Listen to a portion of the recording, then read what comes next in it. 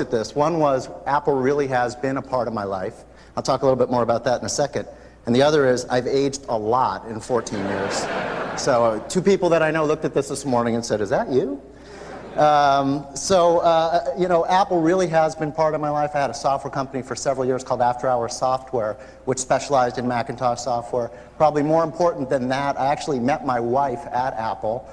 She was an employee at Apple as well. We've been married for 6 years, and she's due with my second daughter in about 2 weeks. So I'd like to give my wife a hand for letting me come to this show. The other reason I'm excited today, well, one reason, I saw Sinbad in the audience, and that's exciting for me right there. Hi, Sinbad. How you doing? All right. So that was exciting. I'm doing a demo for Sinbad. That's pretty cool. What's that? Okay, we'll talk later, Sinbad. My people will call your people. I have some people they'll call you. We'll do a breakfast. Gregory Hines, we're doing a musical. It's going to be funny. We'll have Hines and Sinbad. It's going to be great.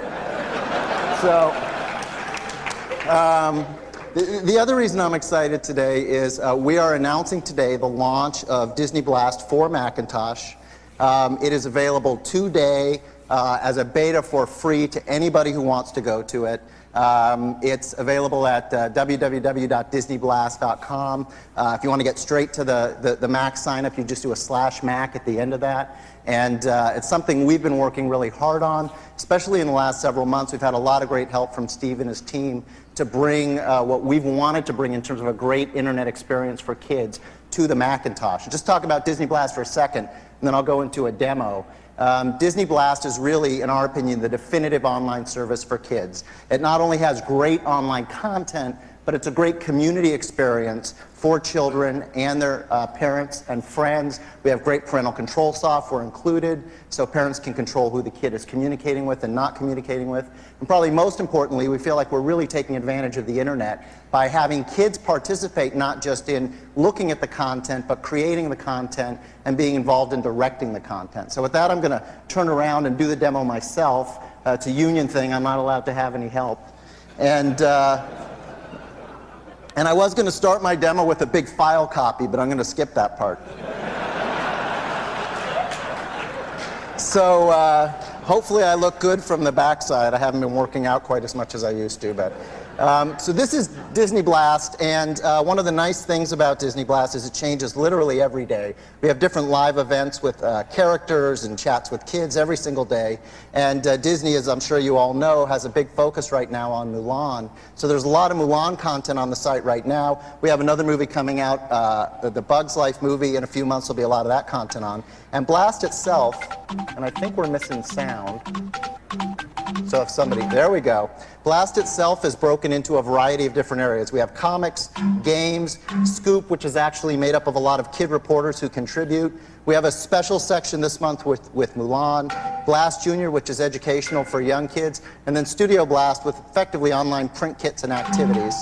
And I want you guys to keep in mind as I go into some of this content, this is using IE, and I think this is where I'm supposed to say, IE is my browser of choice.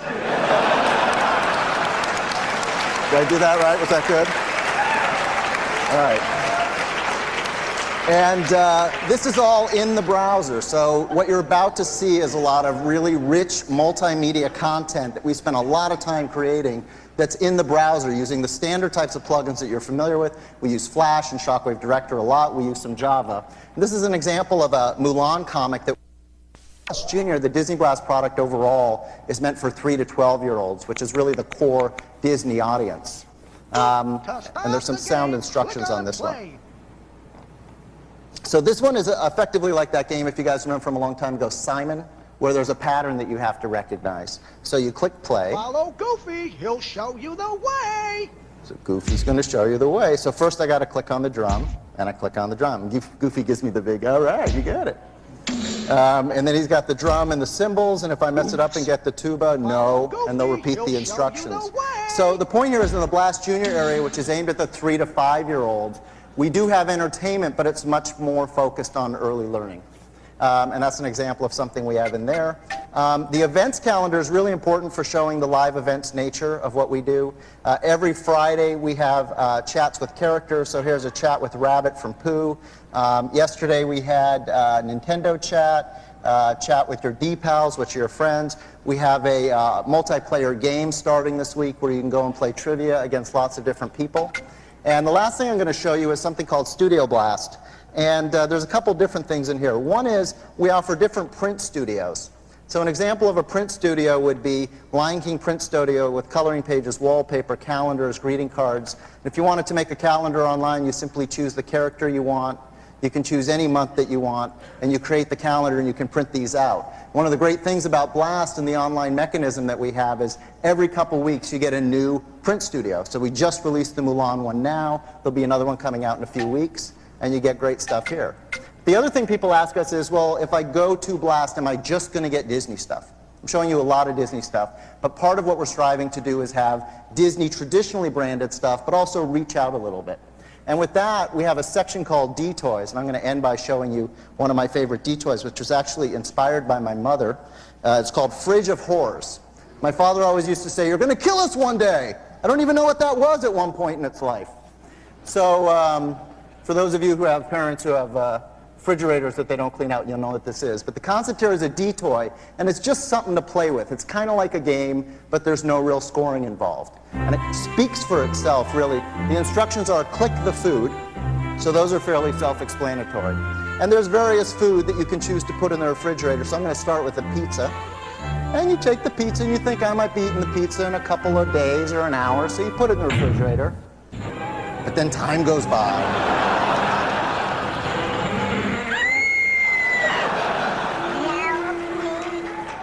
So, and the little pepperoni does that thing from The Fly, that "help me," so you guys missed that. And somebody made me promise to show the milk, so I'll show the milk as well. And there's a new D-Toy every couple weeks as well.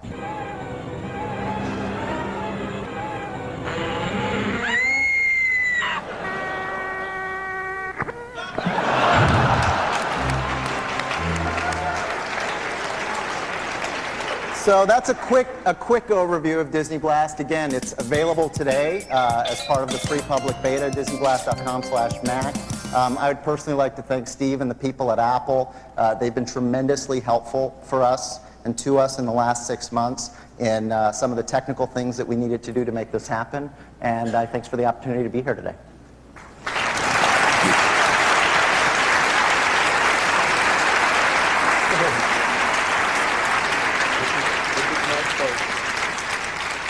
Thank you, Richard. This is great, isn't it? If you've got young kids like I do, I think they're going to be very successful with this.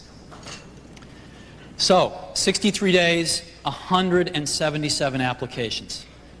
And I think this has startled even us. If we can keep going at anywhere near this rate, we're going to be doing great. So, I've got a video on applications that I'd like to show you. It's about 3 minutes long. Is that okay? Some of the developers talking about this. So let's go ahead and roll that.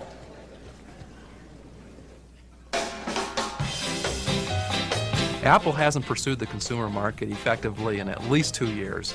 Now they are. A whole new constituency is coming into the market, and it's crucial that Apple have an offering for that new market because it's the fastest growing segment.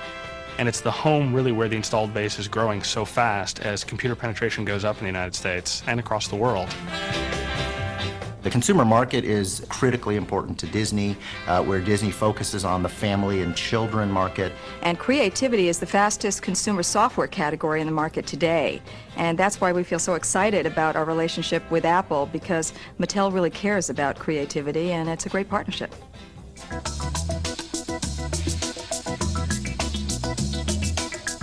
With the renewed enthusiasm that Apple has for the iMac and the consumer market, we're really on board big time with Apple. For most consumers, the primary thing is going to be that whole price performance issue, that they really want a machine that performs well, but they don't want to have to pay an arm and a leg for it. The great thing about the iMac is just the sheer sort of piratical daring-do about saying, well, we're going to do an entry-level machine, but just for the hell of it, it's going to be more powerful than the top, highest-level machine produced by the opposition? I think it's very young, I think it's very contemporary, I think it's very hip. The internet integration that the iMac has is probably one of the most compelling things about the iMac product for us at Encyclopedia Britannica, because increasingly our services and applications are going to be delivered online. The design is terrific. The ease of use that's always been the promise of Mac is still there, and then some. The power is fantastic, and now the price is right in the sweet spot. It's games that drive technology, because that's the area where people want the next gizmo, want it to be a bit more powerful, want faster ray tracing, want all these different things. We've chosen to make a major commitment to the Macintosh by bringing our top product, Tomb Raider, over to the Mac for the first time. Apple is enabling technology for our software, and I think that it's time that the IDOS games and other games come back to the Apple platform. We came back into the Mac market to make a version of Cosmopolitan Virtual Makeover specifically for the iMac because we're so excited about it. We have more new games coming out for the Mac in the second half of 1998 than we've ever had in a 6-month period since Macsoft was conceived. We brought our Cyber Studio and a personal edition to give a full-powered version for the iMac, what I think the best consumer computer today. You can just imagine what that means for every consumer running the full-color, very fast, real-time technologies that MetaCreations creates. If we're going to do anything with learning in it, we have to be on the Macintosh. There's so much tradition there, particularly among educators. The past year at Microsoft has been the best year for our Macintosh business in years.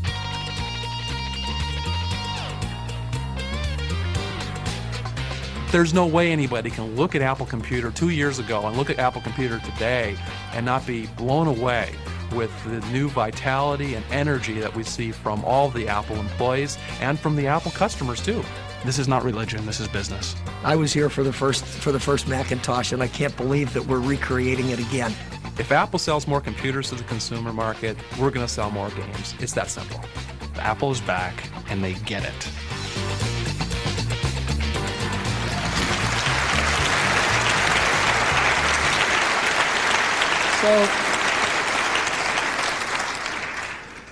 So we've survived. We've demonstrated that we've got a really great, stable business. We've laid out the roadmap of a fantastic product strategy, and we're getting apps back on the Mac in unprecedented numbers. So what more could you ask for? Well, there's always something, right? The last one is growth. Well, if all this stuff's so good, show me some growth. How are you going to grow, right? And again, when I hear these things, I think it's great. Because what it means is we're building the foundation of the layers below, and people are looking at the next layer, right? And so growth has now come up, and that's great. And I think it'll come up even more as we tell the application story and people understand that apps are coming back to the Mac. Okay, what's the next thing to be skeptical about? Growth. So what are we going to do about growth?